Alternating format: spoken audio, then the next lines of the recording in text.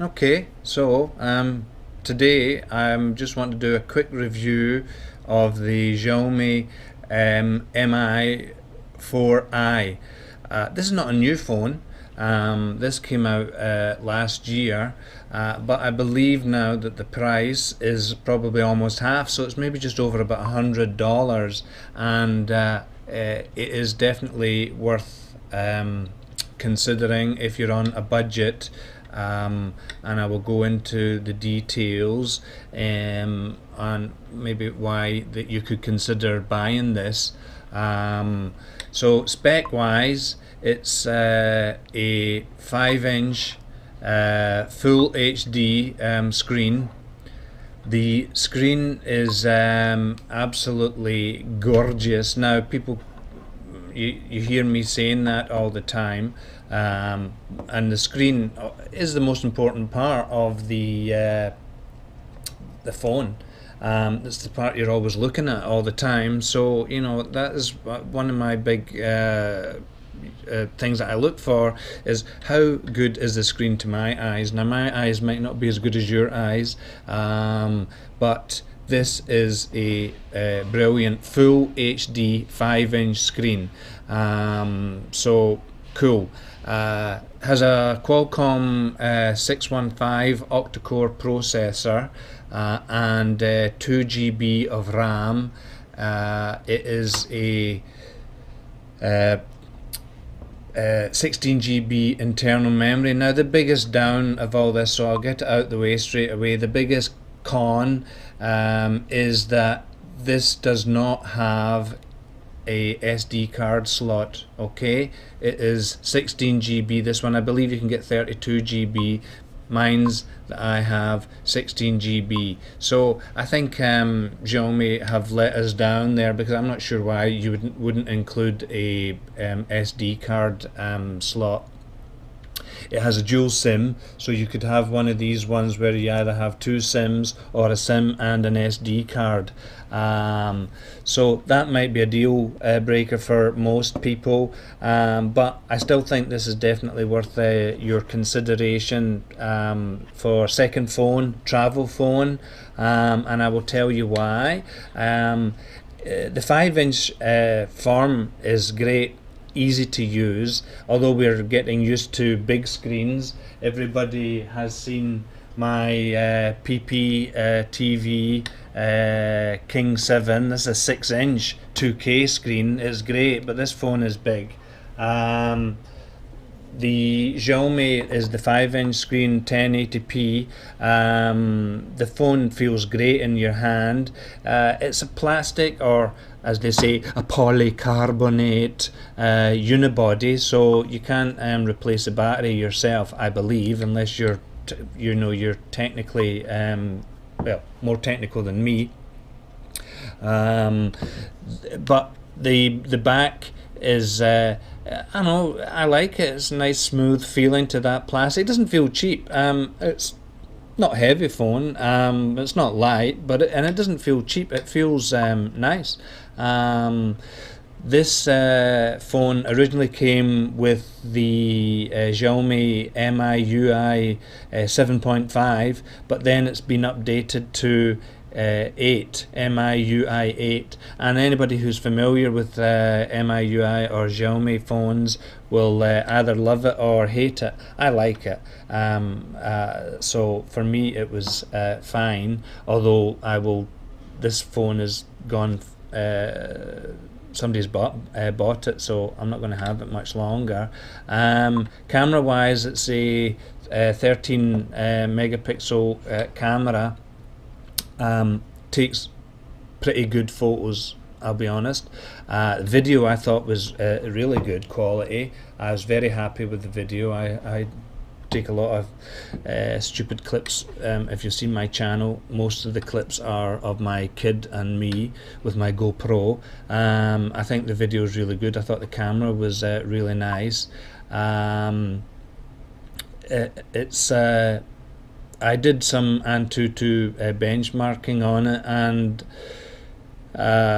if I can remember, it was round about the 27, 28, something like that. Nearly 30,000 on Antutu, if I can remember. I've actually removed it because I'm selling it. So, but you know, on and all the usage that I've had it when I've been using it for a couple of weeks now, I didn't find it slow. I didn't find any lagging. Everything opened up fast, and really it was. You know, I didn't face any problems at all. Now, music wise, I think everybody will know that my go-to app is, if you can see it here, is, where am I? Power Amp. I use that for my music, and I use my Jaybird X2 Bluetooth headphones. I think music sounds pretty good. It has a good range, mids, top and bass. I think is perfectly acceptable. Now, one good thing is that I'm just looking for them here. Where did I put them? People have heard me talk about my here they are. My Zorlo Zero DAC headphones. This is the actual headphone amplifier and digital analog converter. Connects to your phone with micro USB. These are about $39-$49. They don't work on all Android phones, but they work on the Mi4i.